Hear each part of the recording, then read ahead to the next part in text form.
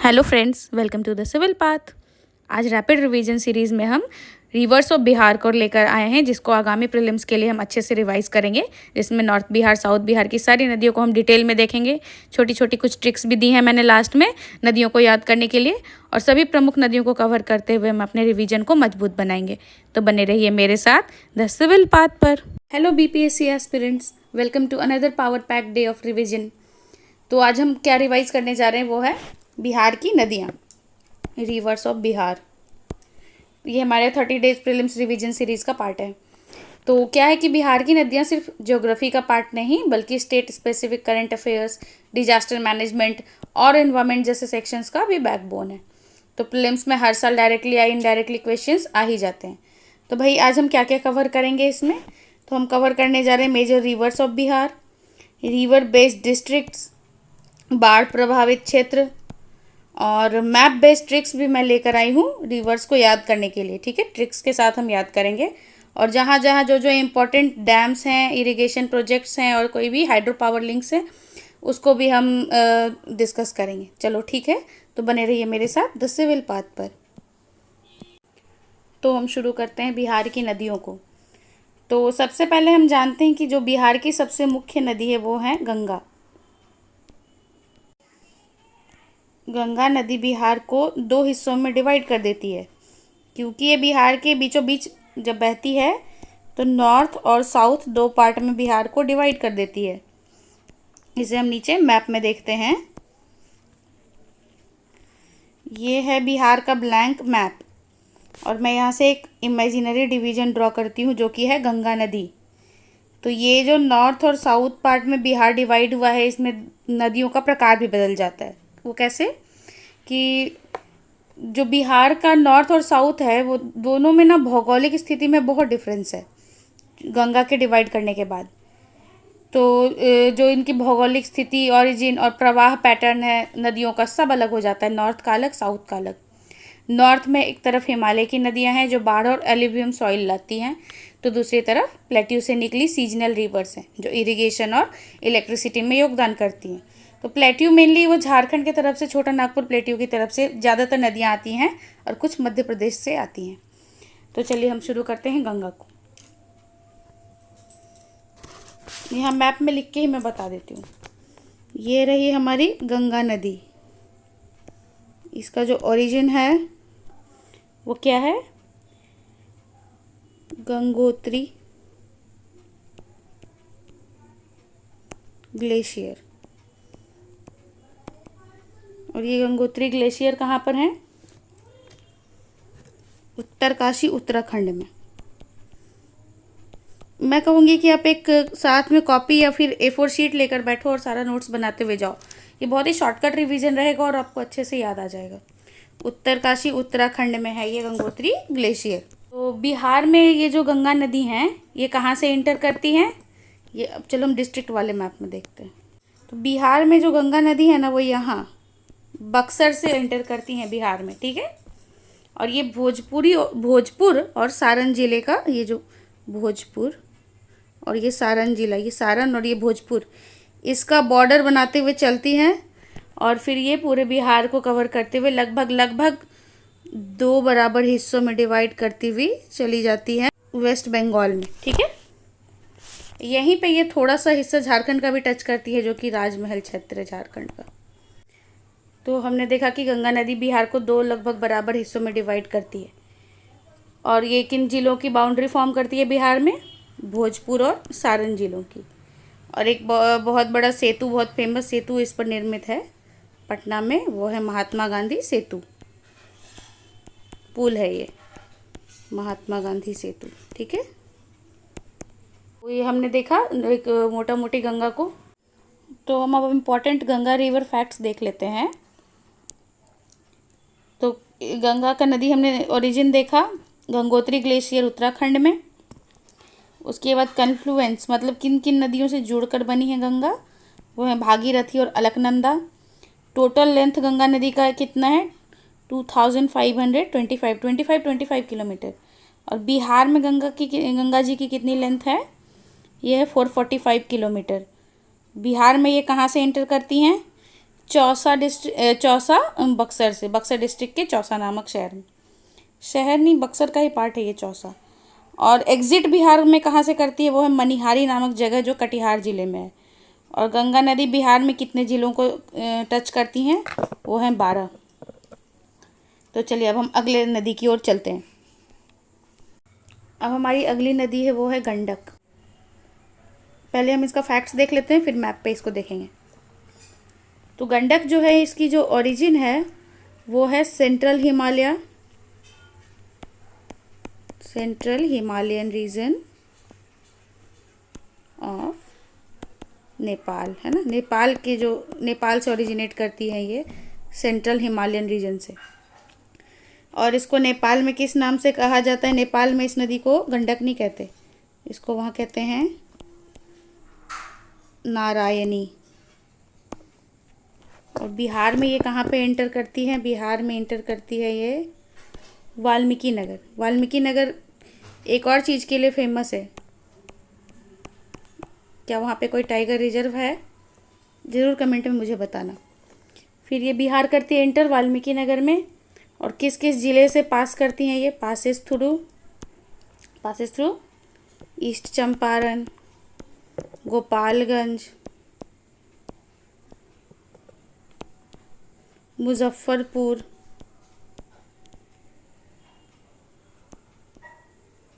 सारण और वैशाली, इन ज़िलों से पास करती है। और गंगा में जाकर ये फिर मिल जाती है। ये गंगा की सब नॉर्थ बैंक ट्राइब्यूटरीज हैं। गंगा में जाके कहाँ पे मिलती है ये, बहुत ही फेमस संगम है यहाँ पे, पहलेजा घाट, पटना के पास ही एक जगह है पहलेजा घाट, वहाँ पे जाकर ये गंगा में मिल जाती है। और इस पे एक बहुत ही फेमस कैनाल बनी हुई है गंडक पे, उसका नाम है त्रिवेणी कनाल। तो ये थे फैक्ट्स। अब हम इसको मैप पे लोकेट करते हैं गंडक को, ठीक है।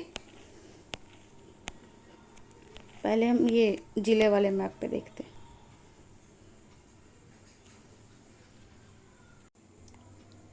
तो ये गंडक नदी जो है ये नेपाल से ओरिजिनेट होते हुए वेस्ट चंपारण यानी पश्चिमी चंपारण के वाल्मीकि नगर वाले इलाके से प्रवेश करती हैं ये बिहार में।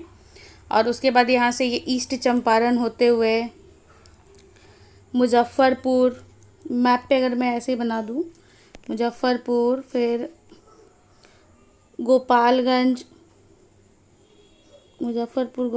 सीवान होते हुए, मैंने थोड़ा आगे बढ़ा दिया इसको, यहाँ से अगर मैं ऐसे मोड़ दूँ तो थोड़ा सा इसको चेंज कर, ये ईस्ट चंपारण और मुजफ्फरपुर होते हुए गोपालगंज, फिर सीवान के बाद सारण और वैशाली होते हुए पटना के आसपास पहलेजा घाट नामक जगह जहाँ गंगा में मिल जाती है ये गंडक नदी, ठीक है। ब्लैंक मैप में अगर हम देखें तो यहाँ से शुरू करो, ईस्ट चंपारण से होते हुए एकदम मुड़ते तोड़ते हुए यहाँ पे जाके गंगा में मिल जाती है, ठीक है। अब हमारी अगली नदी है बूढ़ी गंडक। गंडक को हमने देखा, अब हमारी अगली नदी है बूढ़ी गंडक। इसका थोड़ा सा फैक्ट देख लेते हैं। तो ये ओरिजिनेट करती है सोमेश्वर हिल्स में। तो जो जगह है जहाँ से ये रिवर बूढ़ी गंडक ओरिजिनेट करती है उसको कहते हैं हम लोग चौतरवा चौर, मे भी कोई चौराहा टाइप जगह। और ये जो पर्टिकुलर एरिया है ये कहाँ स्थित है, ये बिशंभरपुर नामक जगह में, जो कि पश्चिमी चंपारण में, ठीक है। Bishambharpur, west Champaran district of Bihar, यहाँ से ये नदी बूढ़ी गंडक ओरिजिनेट होती है। फिर ये ईस्ट चंपारण, मुजफ्फरपुर, समस्तीपुर, बेगूसराय वगैरह को होते हुए खगड़िया के पास गंगा में मिल जाती है, ठीक है। तो ये जो एरिया है बिहार में जहाँ से ओरिजिनेट करती है, फिर ये जाके गंगा में कहाँ पे मिलती है, खगड़िया ज़िला में गंगा में जाकर मिल जाती है। तो फटाफट अगर इसको मैप पर देख लें, अगर हम इसको मैप पर देख लें थोड़ा, तो ये अपनी जो नदी हैं बूढ़ी गंडक, ये ओरिजिनेट करती हैं Someshwar hills near west Champaran वाली जगह से, और यहाँ से ये मुजफ्फरपुर होते हुए बेगूसराय और खगड़िया, यहाँ पे जाकर इधर से गंगा नदी बहती हुई आ रही है लखीसराय मुंगेर को टच करते हुए, यहाँ पर जाकर ये खगड़िया ज़िले में गंगा में समाहित हो जाती हैं ये नदी। ठीक है, तो चलते चलते कुछ और फैक्ट्स अगर हम बूढ़ी गंडक का देख लें तो जैसे सोमेश्वर की पहाड़ियों से निकली बूढ़ी गंडक नदी एक पुरानी जलधारा है तथा इसे गंगा की 7 धाराओं में से एक मानी जाने वाली गंडकी नदी का प्रतिरूप माना जाता है। और इसे शुरुआत में एक और नाम से जाना जाता है बूढ़ी गंडक को, उसको कहते हैं सिकराना। हो सकता है फैक्ट में आ जाए बीपीएससी के पीटी में कि बूढ़ी गंडक को किस और नाम से जाना जाता है, तो वो है सिकराना। तो इसे शुरुआत में सिकराना नदी के नाम से भी जानते हैं, मतलब जहाँ पे ये ओरिजिनेट करती है ना, सोमेश्वर हिल्स में। और जैसे कि ये गंडक नदी की एक परित्यक्त धारा मानी जाती है, मतलब एक एक्स्ट्रा धारा, छोटी हुई धारा, छूटी हुई, इसलिए इसको, और उसके पैरेलल बहती है, इसलिए इसको बूढ़ी गंडक भी कहते हैं। ठीक है, और ये गंगा नदी की एक सहायक नदी है और इसे उत्तर बिहार की सबसे लंबी नदी के रूप में जाना जाता है। तो अगर क्वेश्चन आया कि एकदम longest running river of north Bihar, तो है ये बूढ़ी गंडक। ठीक है, 320 किलोमीटर इसकी लंबाई है। अब हम चलें अगली नदी की ओर। तो उत्तर बिहार की अगली नदी हम देख रहे हैं बागमती नदी।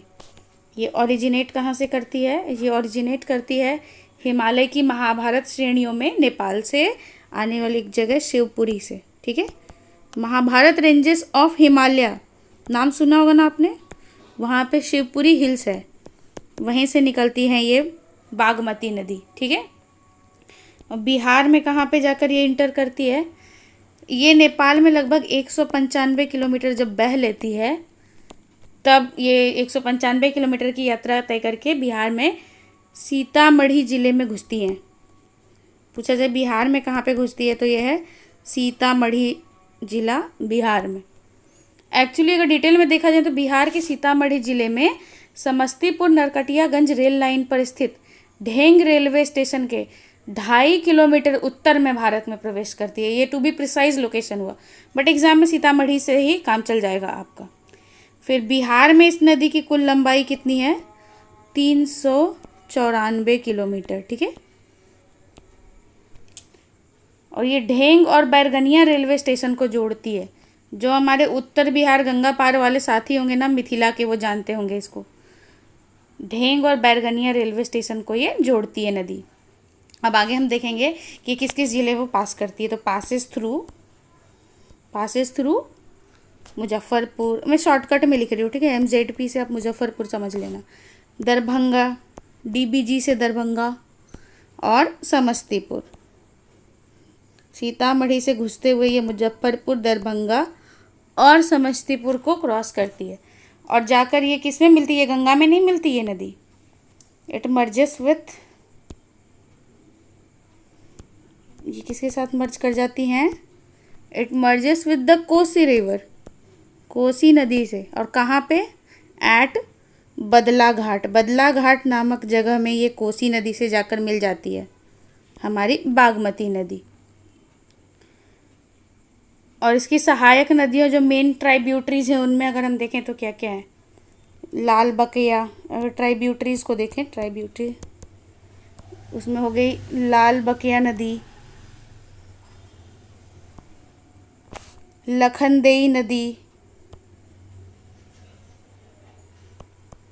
चकनाहा। वे छोटी छोटी नदियाँ उतनी इम्पोर्टेंट नहीं है नाम जानना। ठीक है, एटसेट्रा, बहुत सारी नदियाँ इसमें जाके मिलती हैं।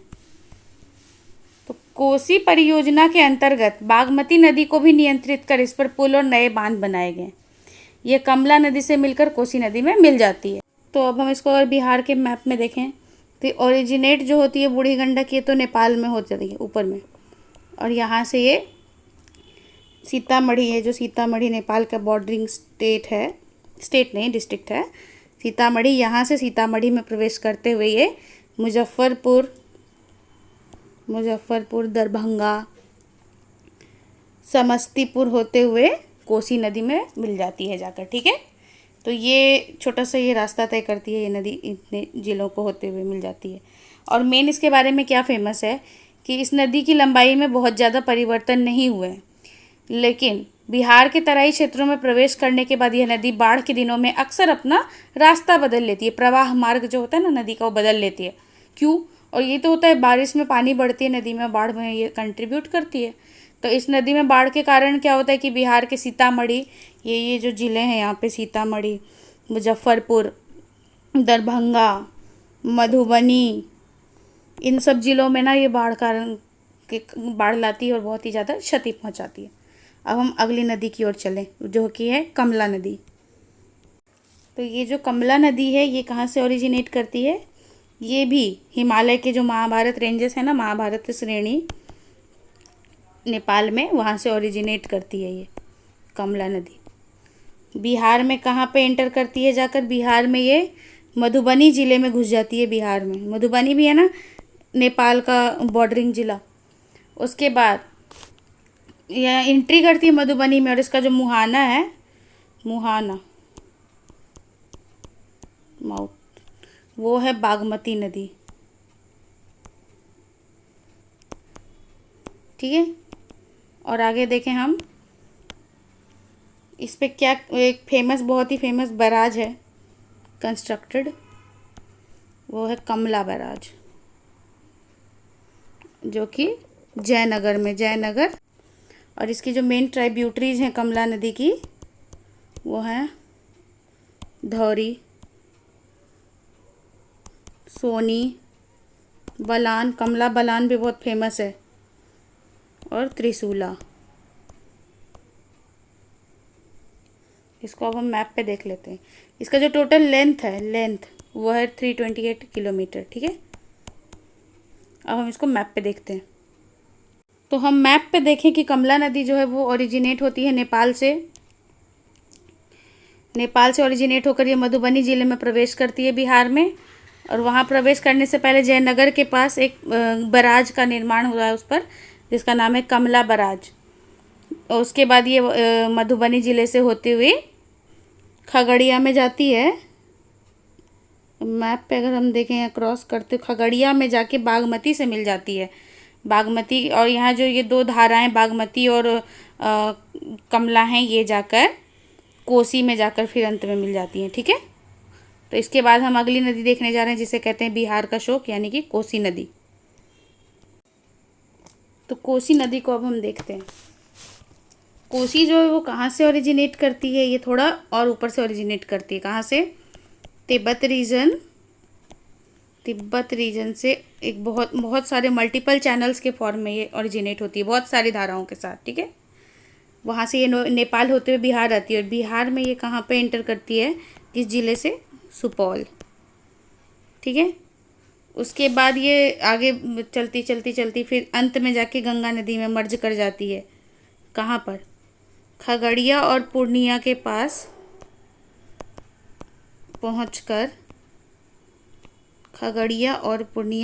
पहुंचकर ये गंगा में मर्ज कर जाती हैं, कोसी।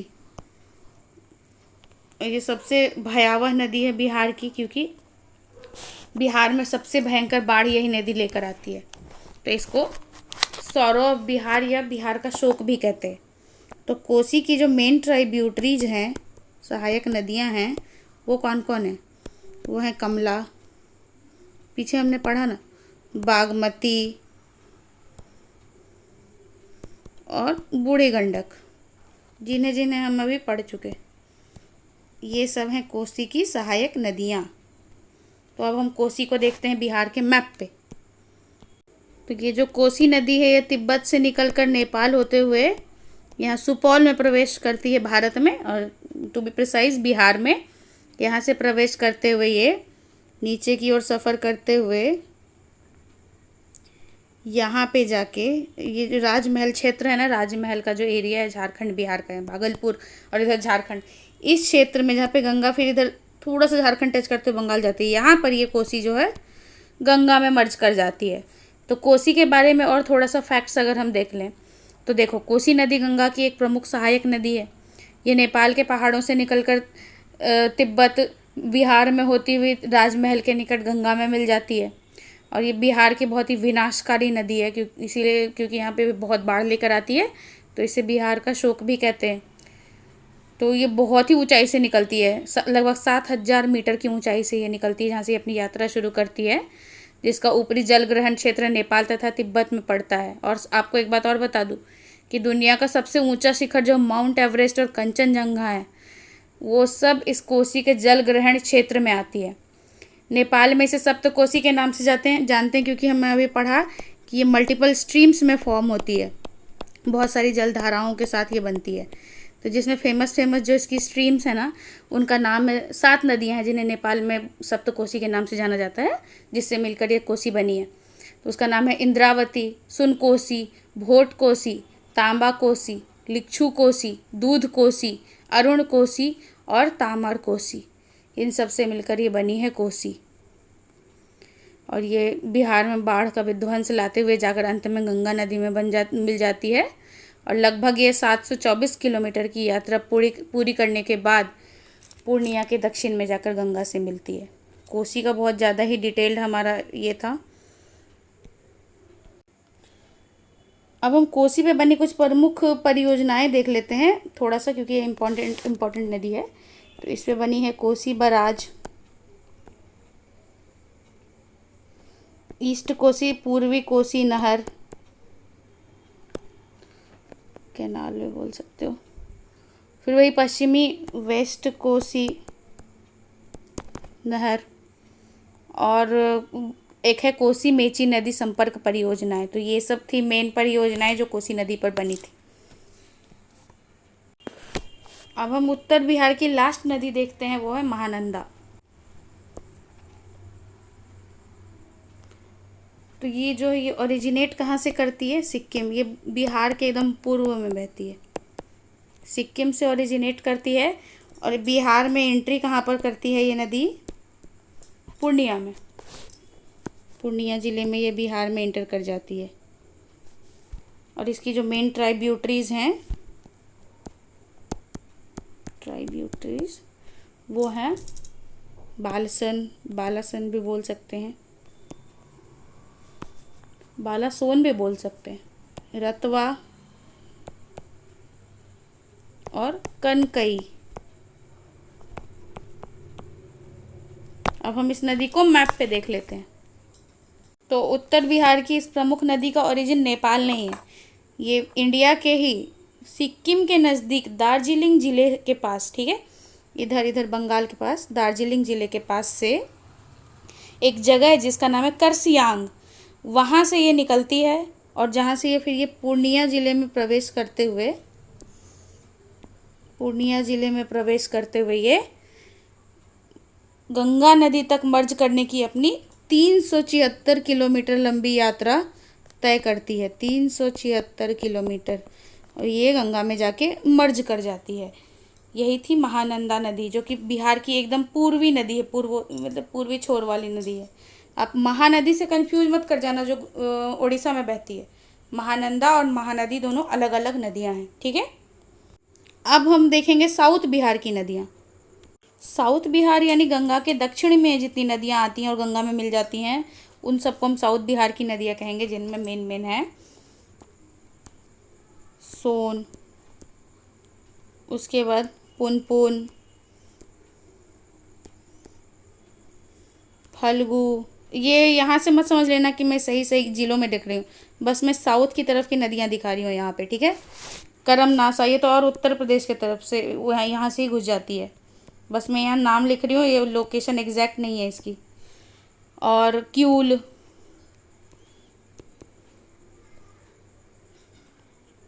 और एक नदी छोटी सी है जिसका नाम है हरोहर भी बोलते हैं इसे, ठीक है। इतनी नदियाँ हैं। तो सब लगभग सब जो हैं वो झारखंड के छोटा नागपुर प्लेट्यू से निकलती हैं, लेकिन इसमें से एक जो है ये सोन, ये आती है मध्य प्रदेश के अनूपपुर ज़िले में स्थित अमरकंटक की पहाड़ियों से, जहाँ से 2 और नदियाँ निकलती हैं, नर्मदा और जोहिला। तो नर्मदा, सोन और जोहिला ये तीनों निकलती हैं अमरकंटक से, जिसमें सोन जो है झारखंड से, एमपी से होते हुए, झारखंड होते हुए बिहार में प्रवेश कर जाती है। और दूसरी जो एक कर्मनासा है, वो भी कैमूर रेंजेस से निकलकर यूपी और बिहार का बॉर्डर बनाते हुए बिहार में आती है, ठीक है। तो अब हम इसको डिटेल में देखेंगे। तो हमारी जो साउथ बिहार की पहली नदी है वो है रिवर सोन। सोनभद्र, सोनपुर मेला सब इधर से ही रिलेटेड है। ये जो है सबसे इम्पोर्टेंट नदी है दक्षिण बिहार की, ओरिजिनेट करती जैसा कि मैंने कहा मध्य प्रदेश के अनूपपुर ज़िले से। एक जगह है अनूपपुर ज़िले में जहाँ पहाड़ी स्थित है, अमरकंटक की पहाड़ियाँ, अमरकंटक। विंध्य और सतपुड़ा रेंजेस का जो मैकाल नामक जगह है वहाँ पे अमरकंटक नामक की पहाड़ी है जहाँ से सोन नदी निकलती है। अमरकंटक से 2 और नदियाँ निकलती हैं, नॉलेज के लिए जान लो, वो है नर्मदा और जोहिला।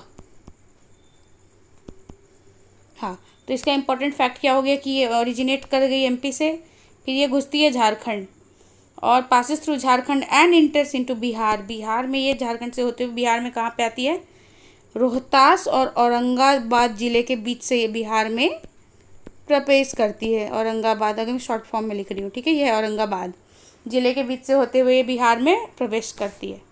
और ये जाके गंगा में कहाँ पे मिल जाती है, गंगा में दानापुर के पास, पटना के पास है ना दानापुर, ये वहीं पे जाके गंगा नदी में समाहित हो जाती है। तो ये जो गंगा की सबसे बड़ी, biggest and longest south bank tributary है ये। तो गंगा की सबसे बड़ी और लंबी साउथ बैंक ट्राइब्यूटरी है ये सोन नदी। और सोन की जो मेन ट्राइब्यूटरीज हैं, सोन में कौन कौन सी नदियाँ आके मिलती हैं, वो हैं रिहांद, और ये एक झारखंडी नदी है कोयल, नॉर्थ कोयल नदी है, ठीक है, ये जाके सोन में मिल जाती हैं। फटाफट सोन को हम मैप पे देख लेते हैं। तो अब हम दक्षिण बिहार वाले हिस्से को देख रहे हैं। तो ये गंगा नदी है, ये जो लाल स्ट्रीम दिख रही है गंगा है, और ये जो सोन है ये इधर इधर एकदम एमपी और झारखंड होते हुए बिहार में कहाँ पर ये घुसती है, ये रोहतास और औरंगाबाद और ये रोहतास जिला है, इसी के आसपास से होते हुए घुस जाती है बिहार में। और पटना में यहाँ देखो दानापुर नामक जगह में जाकर ये गंगा में मिल जाती है। ये तो सोन का रास्ता है बिहार का। ये सोन के बाद अगली नदी की ओर चल गए साउथ की, वो है पुनपुन। पुनपुन नदी जो है ये झारखंड के छोटा नागपुर प्लेट्यू से ओरिजिनेट करती है। कहाँ से ओरिजिनेट करती है, छोटा नागपुर पठार जो है झारखंड में, वहाँ से ये ओरिजिनेट करती है। और बिहार में कहाँ पे एंटर करती है ये, औरंगाबाद ज़िले में, झारखंड से लगा हुआ ज़िला है ना। और ये भी जाके गंगा में मर्ज कर जाती है, कहाँ पर, फतुहा में। फतुहा में ये गंगा के पास जाकर मर्ज कर जाती है। इसको भी फटाक से मैप पे देख लेते हैं।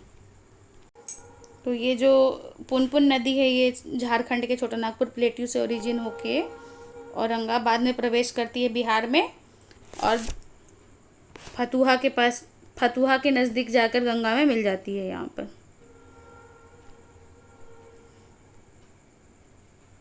ठीक है। अब अगली नदी हम देखेंगे फल्गु। हमारी जो अगली नदी है वो है फल्गु, हिंदू धर्म के लिए one of the most important reverse. तो ये ओरिजिनेट करती है छोटा नागपुर प्लेट्यू झारखंड से, और बिहार में एंटर कहाँ पे करती है ये, गया ज़िले में, ठीक है। उसके बाद आगे ये पासिस थ्रू, ये कहाँ से, फिर गया ज़िले से बढ़ते हुए जहानाबाद और नालंदा होते हुए गंगा नदी में मिल जाती है टाल क्षेत्र में। मर्जेस इन गंगा नियर टाल क्षेत्र। टाल क्षेत्र है ना, लखीसराय से लेकर पटना तक का एरिया जो दाल के लिए फेमस है, तो उस क्षेत्र में पटना के आसपास जाकर ये गंगा नदी में मिल जाती है फल्गु नदी। अब फल्गु की जो मेजर ट्राइब्यूटरी है वो है मोहना नदी। आप लोग नोट्स बना रहे हो ना साथ साथ, तभी सही रहेगा। मोहना नदी, और इसका जो रिलीजियस सिग्निफिकेंस है फल्गु का वो क्या है कि हिंदू धर्म के जो लोग हैं वो पितृपक्ष में तर्पण करने के लिए यहाँ पे आते हैं। और इसका बुद्धिस्ट रिलीजन में भी बहुत बड़ा सिग्निफिकेंस है। क्यों? क्योंकि गौतम बुद्ध जी को इसी नदी के किनारे ज्ञान की प्राप्ति हुई थी। क्योंकि ये फल्गु ही है जिसको एक और नाम से जाना जाता है, वो है निरंजना। निरंजना नदी के किनारे ज्ञान की प्राप्ति हुई थी ना गौतम बुद्ध को, वही निरंजना है ये। तो चलिए इसको हम मैप पे देख लेते हैं। ये जो फल्गु नदी है वो छोटा नागपुर प्लेट्यू झारखंड से ओरिजिनेट होते हुए बिहार में गया ज़िले से प्रवेश करती है और ये फिर यहाँ से औरंगाबाद, सॉरी गया से ये औरंगाबाद नहीं, जहानाबाद और नालंदा होते हुए टाल क्षेत्र के, पटना के पास टाल क्षेत्र में मिल जाती है गंगा में जाकर। टाल क्षेत्र भी बहुत इंपॉर्टेंट एग्रीकल्चर एरिया है बिहार का, जिस पे क्वेश्चंस बहुत आते हैं। तो हमारी जो अगली नदी है साउथ बिहार की, वो है कर्मनाशा नदी, जिसका जो ओरिजिन है वो है कैमूर रेंज, बिहार। ठीक है, अब ये पास कहाँ से करती है, यहाँ कैमूर रेंज से निकलते हुए ये वाराणसी, गाजीपुर होते हुए बिहार घुसती है और बिहार में ये कहाँ पे जाती है, चौसा से प्रवेश करती है ये यूपी से बिहार में, यूपी और बिहार का बॉर्डर बनाती है ये, बक्सर होते हुए गंगा नदी में फाइनली जाके मर्ज कर जाती है। किन दो राज्यों की ये बाउंड्री फॉर्म करती है, यूपी और बिहार की। ठीक है,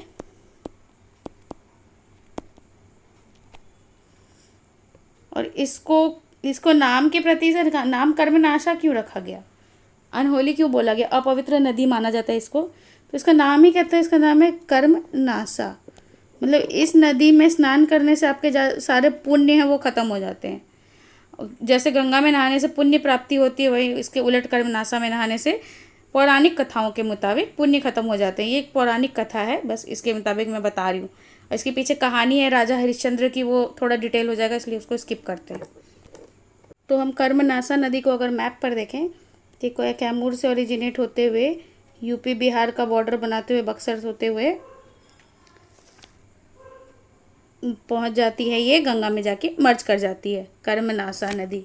मेनली इसको इसीलिए याद किया जाता है, ये फैक्ट में आता है कि ये बिहार और यूपी का बॉर्डर बनाती है, और इसको कहा जाता है कि इसमें स्नान करने से जो है सारे पुण्य धुल जाते हैं।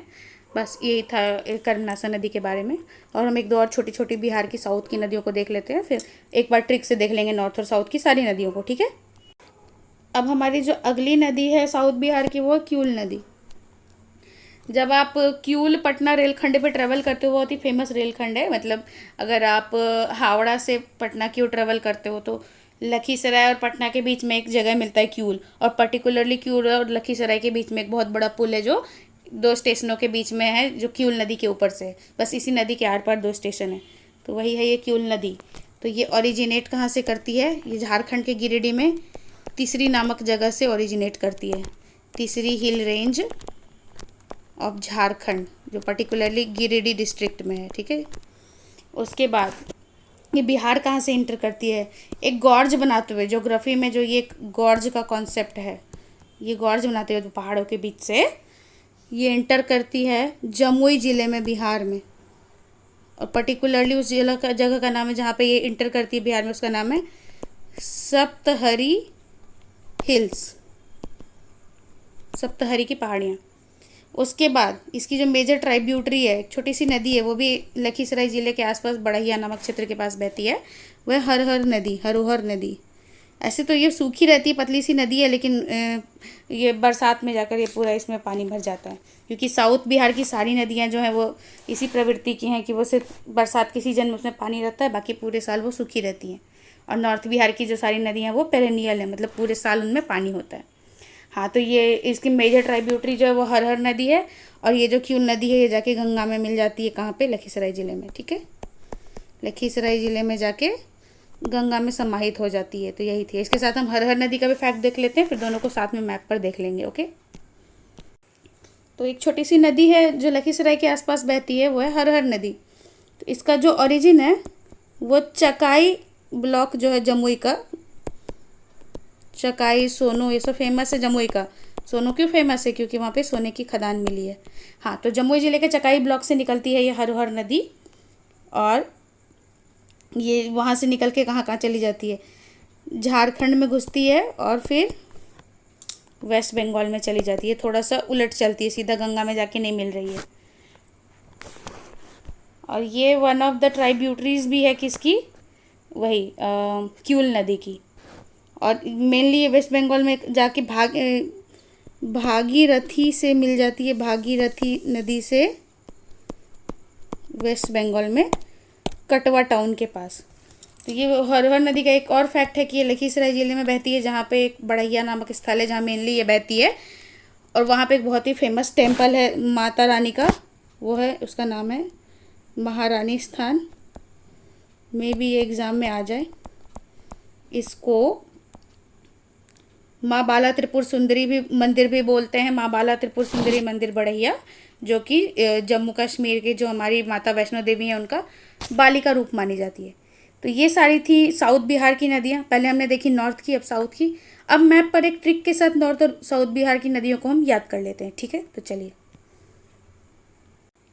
तो सबसे पहले हम नॉर्थ बिहार की नदियों को देखेंगे। बिहार की एक और प्रमुख नदी छूट गई हमारी, जो मैं यहीं मैप में फटाक से दिखा देती हूँ, वो है घाघरा, वही सरयू यूपी वाली घाघरा नदी। ये ओरिजिनेट कहाँ से होती है? ये ओरिजिनेट होती है, ये तिब्बत से ओरिजिनेट होते हुए नेपाल होते हुए इंडिया घुसती है, और यूपी में पहले आती है ये, जहाँ पे इसको सरयू नदी भी बोलते हैं। अयोध्या शहर से किनारे है, और वहाँ से होते हुए ये बिहार में आ जाती है, जहाँ से फिर ये गंगा में मर्ज कर जाती है। तो बिहार में इसका आखिर नाम हो जाता है घाघरा, ठीक है? ये था फैक्ट घाघरा नदी का। अब हम देखते हैं नॉर्थ बिहार की नदियाँ ट्रिक में। तो जो एक ट्रिक है ना, वो हम ये कह सकते हैं कि वो देखो, ये है याद रखने के लिए, गगन बा को माला पहनाओ। पहनाओ बस एक सेंटेंस को पूरा करने के लिए, मेन ये 4 लाइन ऊपर की है। तो गगन से आ गई एक नदी, ये देखो ये गंगा जा मिलती है नॉर्थ में, वो हो गई घाघरा। गगन बा को माला पहनाओ, गगन से घाघरा भी हो गई, गगन से गंडक भी हो गई। अब बा से हो गई बागमती, को से हो गई कोसी, और माँ से हो गई महानंदा। तो ये मेन नॉर्थ बिहार की सारी नदियाँ हो गई गगन बा को माला पहनाओ, ठीक है? फटाक से याद करना रहेगा, अगर नॉर्थ और साउथ को मैच करने का तो आप ये ट्रिक यूज कर सकते हो। तो गगन से घाघरा, गगन से गंडक, बूढ़ी गंडक भी जोड़ लो इसमें। गंडक बूढ़ी गंडक एक साथ आएंगे, आपको याद आ जाएगा दोनों नॉर्थ की ही हैं, पैरेलल बहती हैं क्योंकि दोनों। बा से बागमती, को से कोसी, माला से महानंदा, और पहनाओ बस सेंटेंस को पूरा करने के लिए। और इसके बाद एक और छोटा सा ट्रिक है, वो क्या है मैं बताती हूँ। कभी कभी पूछते हैं कि बिहार में कौन कौन से ज़िले फ्लड प्रोन है, तो उसका एक छोटा सा ट्रिक आप याद कर सकते हो। वो ये देखो, छोटा सा है ना, वो है सीमू डाका। तो सी से हो गया सीतामढ़ी, मू से हो गया मुजफ्फरपुर, डा से हो गया दरभंगा, और का से हो गया कटिहार। ये मेजर 4 जो है वो फ्लड प्रोन ज़िले हैं बिहार के, सीमू डाका, ठीक है? अब हम साउथ वाली नदियों को ट्रिक से देखेंगे। थोड़ा सा ट्रिक लंबा है, तो देखो अगर आपसे याद कर पाओ तो देखो क्या है कि इसकी जो ट्रिक है ना वो ऐसा है। सोचो एक लड़का सोन नदी, इसको थोड़ा बड़ा करते हैं। सोचो एक लड़का सोन नदी में नहाने गया और बोला पुन पुन और फलना करमनासा में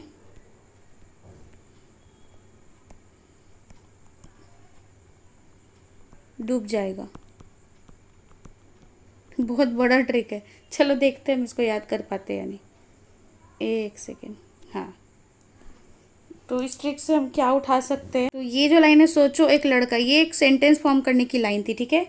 उसके आगे जो हमारा जो मेन है वो यहाँ से देखो, सोन, सोन से आई सोन नदी, पुन पुन से आई पुन पुन, फलना से आई फल्गु,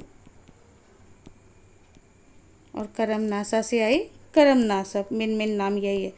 बोलचाल की भाषा में अगर आप ऐसे बोलोगे कि सोचो एक लड़का सोन नदी में नहाने गया और बोला कि पुनपुन और फलना करमनासा में डूब जाएगा। तो इससे ये चारों नदियाँ याद हो जाएंगी आपको कि ये साउथ बैंक ट्राइब्यूटरीज हैं गंगा की। तो ये थी बिहार की प्रमुख नदियाँ नॉर्थ और साउथ की। तो अगर आपको मेरा लेक्चर अच्छा लगा हो तो please support my channel by giving like, share, subscribe and comments on my channel. नहीं पसंद आए हो तो आप क्रिटिसाइज़ करो। और मैं अगर आपको थोड़े और डिस्कशन करना, नोट्स चाहिए हो तो आप मुझे टेलीग्राम पे फॉलो कर लो, जिसका लिंक जो है वो इस चैनल के डिस्क्रिप्शन में दे रखा है। तो अब तक मेरे साथ यहाँ पर बने रहने के लिए थैंक यू।